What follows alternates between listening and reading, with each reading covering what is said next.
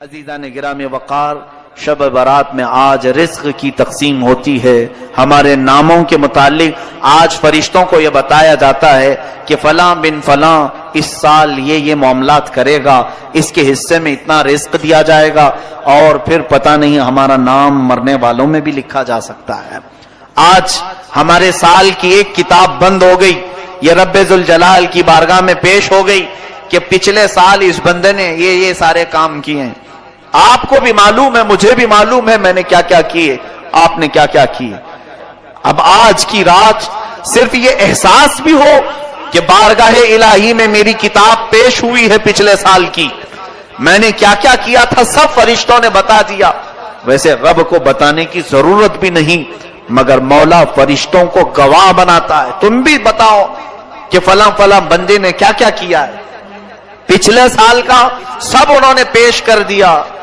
اب رب تبارک و تعالیٰ کا حکم نازل ہو رہا ہوگا کہ یہ بندہ جس نے پچھلے سال یہ تمام کام کیے، اب اگلے سال اس کے یہ معاملات ہیں، اس کے لیے اتنا رزق لکھو، اس کے لیے اتنی برکت لکھو، اور اس کو ذلیلوں میں لکھو، اس کو عزت والوں میں لکھو، اور اس کو زندہ رہنے والوں میں لکھو، اس کو بیمار لکھو، اور اس کے بعد اس کو مرنے والوں میں لکھو۔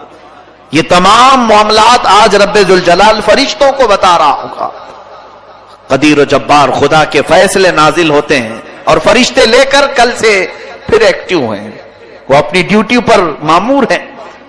ہمیں یہ معلوم نہیں کہ ہمارا نام کن چیزوں میں لکھا گیا ہے۔ آج کی شب ہمیں برکت والوں میں نام ہمارا آیا ہے، بیماروں میں آیا ہے، یا پھر صحت مندوں میں آیا ہے، نیکیوں میں رہنے والوں میں ہمارا نام شامل کیا گیا ہے یا نہیں، ہم میں سے کسی کو اس بات کا علم نہیں۔ اور جب معلوم نہ ہو کر کے ہمارے اندر اکڑ اتنی ہے، ہم غرور و تکبر کے ساتھ زمین پر ایسے چلتے ہیں جیسے لگتا ہے کہ جنت ہمارے لیے واجب ہو گئی، جنت تو ہماری ہی ہے۔ میرے عزیزو، خوف کرو بارگاہ رب العزت کے فیصلوں سے۔ قرآن عظیم میں رب تعالیٰ فرماتا ہے ان بطش ربک لشدید، بے شک تمہارے رب کی پکڑ بہت سخت ہے، اور اس کی پکڑ جب سخت ہوتی ہے تو سب سے بڑی پکڑ تو یہ ہے کہ وہ ایمان چھین لیتا ہے۔ جس سے وہ ایمان ختم کر دے اس کے لیے سب سے بڑا عذاب ہے اللہ کا۔ ایمان کی دولت کسی سے چلی گئی تو خدا کا سب سے بڑا عذاب اس پر آیا ہے، رب تبارک و تعالیٰ اسے ہمیشہ کے لیے دوزخ لکھ دیتا ہے۔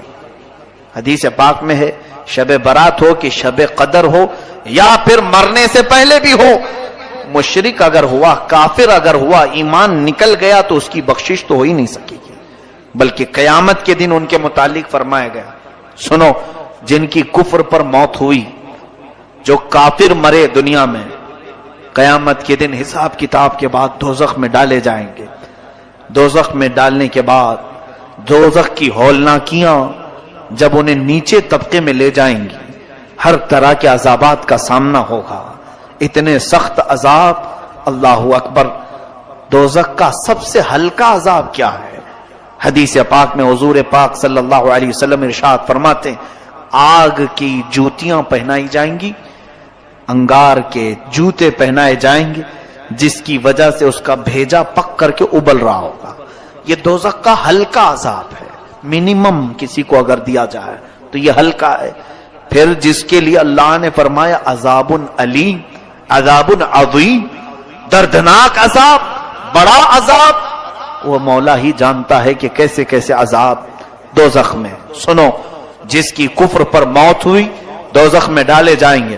جو دوزخ کا دربان ہے، فرشتہ حضرت مالک رضی اللہ تعالی، حضرت مالک یہ فرشتے ہیں علیہ السلام، وہ دربانے دوزخیں دروازے پر ہوں گے، یا جتنے دوزخی ہیں چیختے رہیں گے، چیخ لگاتے ہیں، اتنا پکارتے ہیں کہ ہماری طرف توجہ کرو، ہماری طرف توجہ کرو۔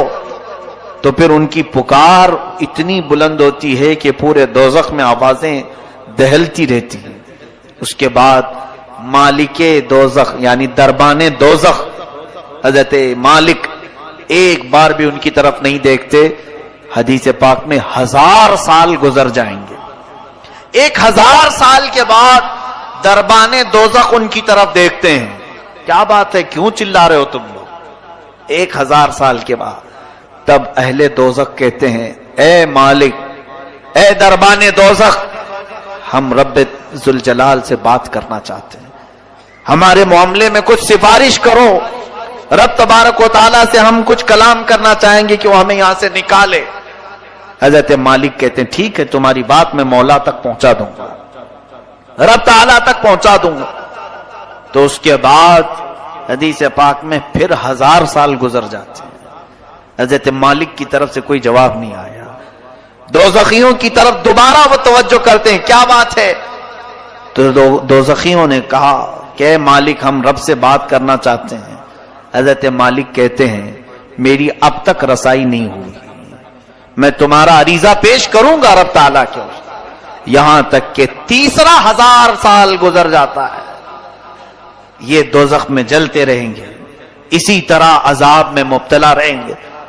تیسرے 1000 سال کے بعد حضرت مالک ادھر دوزخ کی طرف توجہ کرتے ہیں اور فرماتے اے اہل دوزخ, بشارت ہو تمہارے لیے کہ رب تعالیٰ کی طرف سے یہ جواب آیا ہے, لا ينظر الیہم ولا یرحم علیہم, ان کی طرف نہ دیکھا جائے گا نہ ان کی طرف رحم کیا جائے گا. مولا نہ تم سے بات کرنا چاہتا ہے اور نہ تم پر رحم کرنا چاہتا ہے. اب بند کرو آواز. فرمایا گیا حدیث پاک میں مایوس ان کے چہرے لٹک جائیں گے. اہل دوزخ واپس پھر اپنے عذاب کی طرف آئیں گے, اس لیے کہ اب کوئی امید بھی باقی نہیں رہی.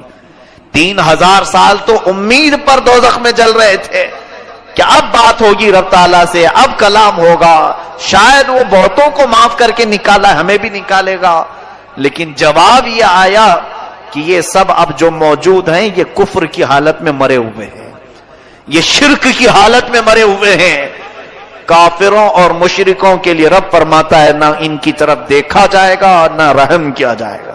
ان اللہ لا یغفر ان یشرک بہ ویغفر ما دون ذلک لمن یشاء, شرک کو اللہ معاف نہیں کرے گا, اس کے علاوہ جو بھی ہے جسے چاہے رب تعالیٰ معاف کرے گا. یہ قرآن میں اللہ فرماتا ہے. میرے عزیزو, ڈر اس بات کا ہونا چاہیے کہ اگر مولا تعالیٰ ہمارے کسی عمل سے غضب میں آئے تو کہیں وہ ہمارے ایمان کی دولت کو سلب نہ کر لے, اور یہ نہ فرما دے نکل جا تو میرے خاص بندوں میں سے.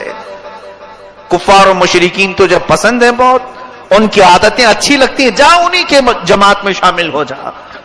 آج آپ سب سوچو ذرا, بہت سارے نوجوان یہی چاہتے ہیں آ کر کے صرف یہ کہیں کہ مولانا سارے لوگ تو جی رہے ہیں اچھے سے, وہ اگر ناچ رہے ہیں, ڈانس کر رہے ہیں, آپ ہمیں کیوں روک رہے ہیں؟ کفار بھی ناچ رہے ہیں, کرسچن بھی ناچ رہے ہیں, یہودی بھی ناچ رہے ہیں, ہم مسلمان ہو کر کیا ڈانس نہیں کر سکیں گے؟ ٹھیک ہے, تمہارا سوال یہ, دنیا میں سارے لوگوں کو شراب پیتے ہوئے دیکھا, ہم آپ کو منع کر رہے ہیں تو برا لگا. یہ دنیا کا فیشن ہے, آپ نہیں سمجھ سکو کہ آپ پرانے لوگوں میں سے ہیں. ہم نئے زمانے میں زندگی گزارنا چاہتے ہیں, ہم کچھ ماڈرن بننا چاہتے ہیں.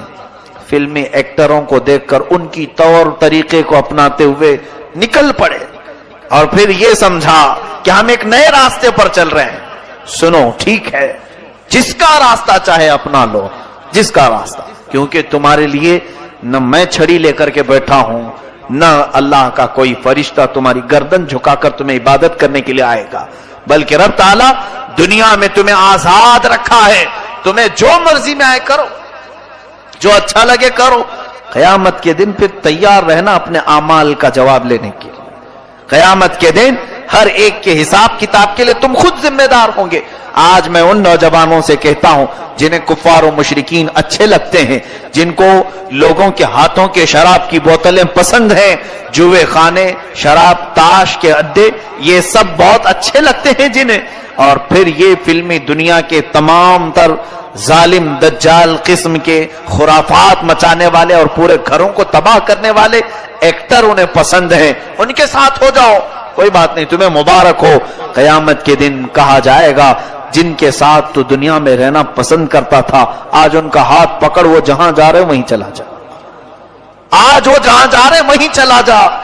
وہاں سے ہاتھ چھڑا کر کے تم تو بھاگو گے؟ نہیں، میں تو رسول اللہ کا امتی ہوں، میں میرے آقا کے پاس آؤں گا، میں اپنے نبی کا نام لیوا ہوں۔ سنو حدیث پاک میں یہ دوڑتا ہوا آئے گا، امتی تو ہے۔ حضور اکرم صلی اللہ تعالی علیہ وسلم کے قریب آتے ہی حضور پاک سے عرض کرتا ہے، رو کر کے چلا کر کے، مجھے فرشتے دوزخ کی طرف کھینچ رہے ہیں، بچا لیجیے۔ نبی کونین صلی اللہ تعالی علیہ وسلم کی طرف سے جواب آئے گا، تو کون ہے؟ بلکہ اس آقا کی عادت مبارکہ یہ فرماتے ہیں، میں بھرے مجمع میں بھی اپنی امتیوں کو پہچان لوں گا، کروڑوں کی تعداد میں پوری امتیں وہاں ہوں گی، مگر اپنی امت کو میں ضرور پہچانوں گا، ہزاروں کی لاکھوں کی بھیڑ میں بھی۔ یہ بھی حدیث پاک میں۔ لیکن ایک حدیث میں یہ ایک بندہ آئے گا اور حضور اس سے پوچھیں گے، تو کون ہے؟ کہے گا، حضور میں آپ کا نام لیوا، میں آپ کا امتی ہوں۔ اللہ کے حبیب صلی اللہ علیہ وسلم فرماتے ہیں، مجھے تو نہیں اس بات کا علم ہے، تو دنیا میں کسی اور کو پسند کرتا تھا، جا آج اس کو پکڑ لے، وہ جہاں جائے چلا جا۔ آج میں یہی کہنا چاہوں گا، میں آپ کے اوپر کوئی سختی کا معاملہ لے کر کے نہیں آیا ہوں، آپ کے پیچھے پیچھے گھومتے ہوئے محلے بھر میں نہیں آ رہا ہوں، میں آپ کو تو یہاں سے ایک میسج دینا چاہوں گا، تمہیں جو چیزیں اچھی لگیں کرو، لیکن قیامت کا منظر یاد رہے، میدان قیامت یاد رہے، بس اتنے کام کرو کہ رسول اللہ کی بارگاہ میں منہ دکھانے کی ہمارے اندر نوبت یعنی کیفیت باقی رہ جائے۔